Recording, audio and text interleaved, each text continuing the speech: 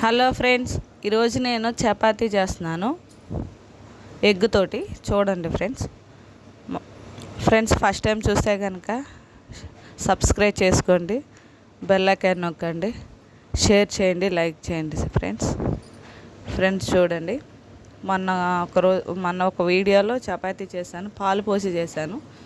ఈరోజు ఎగ్ వేసి చేస్తున్నాను. చూడండి ఫ్రెండ్స్, హాఫ్ కిలో పిండికి 2 ఎగ్ వేస్తే సరిపోతుంది. కొంచెం సాల్ట్ ఆయిల్ పోసి కొంచెం కలిపి తర్వాత 2 ఎగ్ వేసి కలిపాను.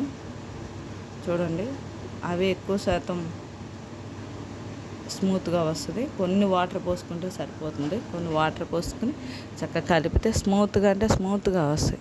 చాలా బాగా మనం ఎక్కువసేపు మామూలు విడిగా పిండి కలిపినప్పుడు కొంచెం బాగా మెత్తగా కలపాలి. ఇది అవసరం లేదు, చాలా మెత్తగా అనిపిస్తుంది.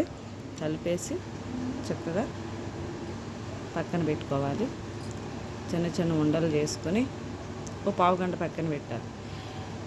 చిన్న ఉండలు చేసుకొని ఫోల్డ్ చేసి చపాతీ చేసుకోవాలి. చాలా బాగుంటాయి, పొరలుగా మెత్తగా బాగున్నాయి.